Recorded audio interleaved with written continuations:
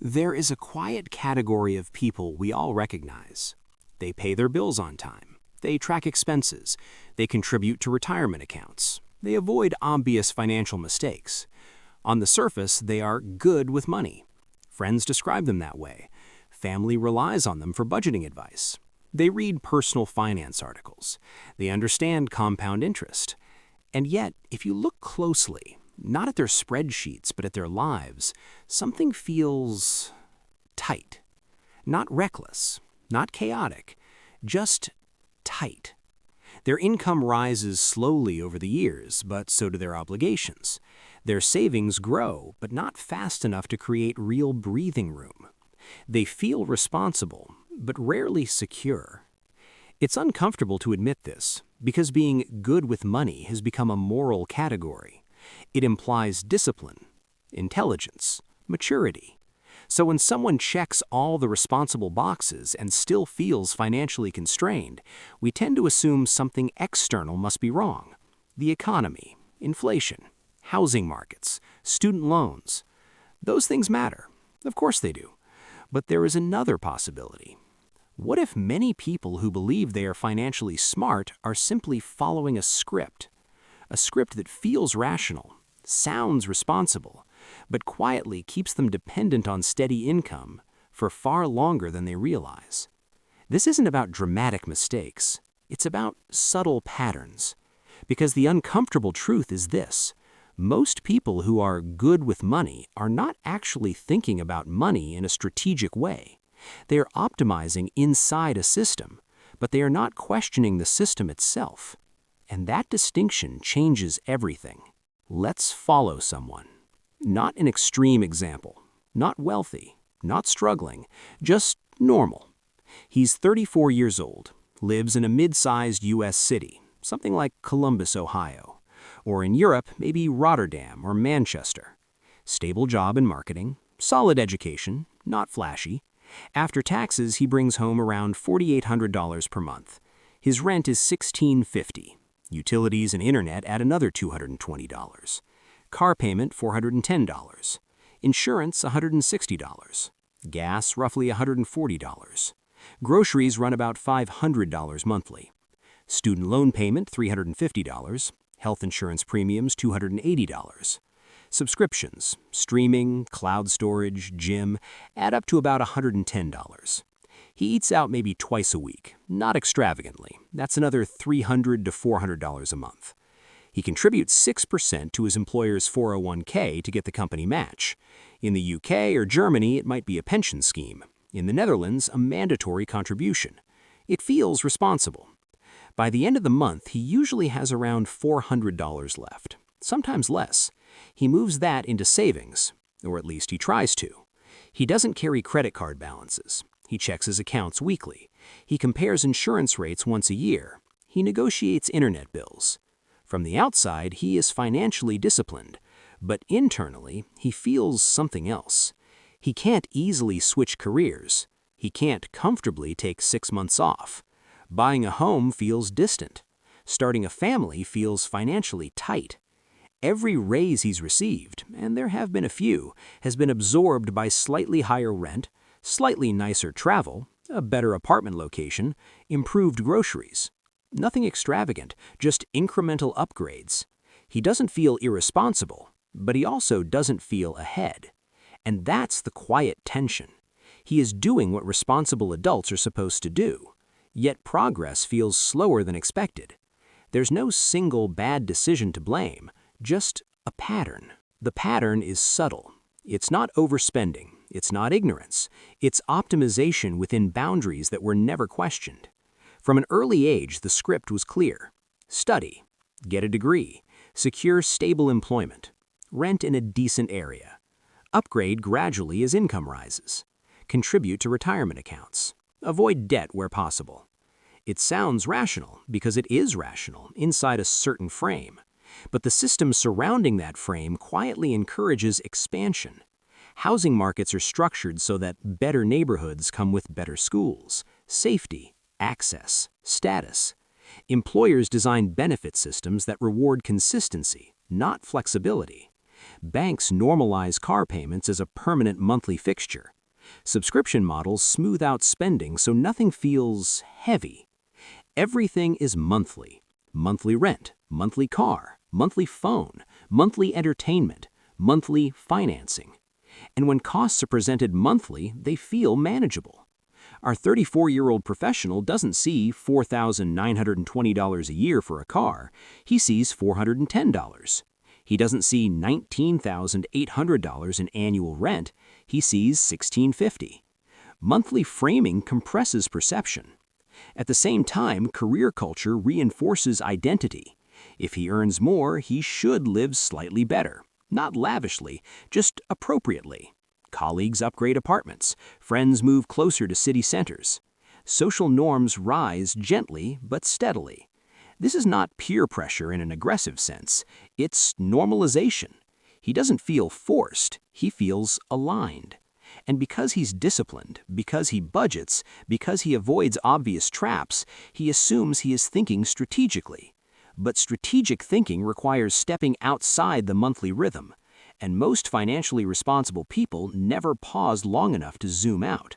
They are excellent managers of cash flow, but management is not the same as design. They are optimizing inside a system, but they are not questioning the system itself. And that distinction changes everything. Let's stay with his numbers. The $410 car payment.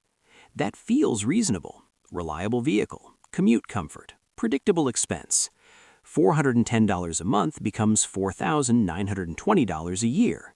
Over 5 years, that's $24,600, not including insurance and maintenance. Over 10 years, assuming similar cycles, that's nearly $50,000. Now the rent. $1,650 a month equals $19,800 a year. Over 10 years, that's $198,000. Of course, housing is necessary, so is transportation. The point isn't that these are mistakes, it's how they shape margin. If his take-home pay is $4,800 per month, that's $56,600 a year. After fixed and semi-fixed expenses, he saves roughly $400 per month, $4,800 a year. Over 10 years, assuming no interruptions, that's $48,000 in cash savings, possibly invested, possibly not. Compare that to the car payments alone over 10 years, or compare it to rent over that same period. His entire decade of disciplined saving roughly equals 10 years of driving. Again, this is not dramatic, not catastrophic, but it's revealing. The structure of his fixed lifestyle consumes most of his productive year's income. His savings, while responsible, are proportionately small relative to obligations. Even raises don't dramatically change the ratio. A $5,000 raise after taxes might increase monthly take-home by $250, which often gets absorbed by slightly higher rent or incremental upgrades. The math isn't shocking, it's steady. That's what makes it powerful, because slow math rarely triggers alarm, but over 10 or 15 years, it defines trajectory. And most people who are good with money never calculate in decades, they calculate month to month. The system encourages that. It's important to be clear about something. This isn't about intelligence. The people following this pattern are thoughtful, educated, analytical. They compare insurance policies. They understand interest rates. They avoid payday loans. They read economic news. But psychology operates quietly beneath intelligence. Status normalization is powerful. If most colleagues rent modern apartments, a slightly outdated one feels like regression, even if it improves savings dramatically. If most peers finance vehicles, buying used outright can feel socially misaligned. No one says this directly, it's ambient. Then there's identity. By your mid-30s, lifestyle reflects self-image. Where you live, what you drive, where you vacation. These choices communicate stability and adulthood. Reducing visible lifestyle can feel like moving backward, even if it increases financial resilience. There's also fear of falling behind. Housing prices rise, investment headlines flash record highs, colleagues talk about promotions. Maintaining pace feels safer than stepping off. Ironically, this fear drives tighter coupling to income, which reduces long-term flexibility. And finally, there is comfort in optimization. Budgeting apps give feedback. Spreadsheets give control. Tiny improvements feel productive. It's satisfying to trim $40 on insurance. It feels responsible to cancel an unused subscription. But these micro-optimizations rarely challenge the largest structural costs. They make people feel smart, and in many ways they are smart. But they are smart within boundaries that remain untouched. And because the boundaries are culturally reinforced, questioning them can feel irrational, which is why so few people do. The outcome is not disaster. That's what makes this difficult to see. If he continues exactly as he is, disciplined, responsible, employed, he will likely be fine. Retirement contributions will grow slowly, debt will shrink, income will rise gradually. But optionality remains limited for longer than expected. If he wants to switch careers at 42, the fixed costs remain. If he wants to start a business, obligations continue monthly. If he wants to take time off for family, the margin is thin. Nothing collapses, but flexibility is postponed. By his mid-40s, he may have accumulated assets, retirement accounts, perhaps home equity if he buys, but much of that wealth is illiquid or tied to long-term commitments. He remains dependent on continued income to maintain the structure he built responsibly. Again, this is not failure, it's just constraint. Many people discover this quietly. They reach a certain age expecting more financial lightness. Instead, they find stability, but not freedom of movement. Their decisions are still income dependent. They did everything right, yet the structure never allowed significant acceleration. And because there was no obvious mistake, there's no obvious correction, just inertia. The system functions exactly as designed.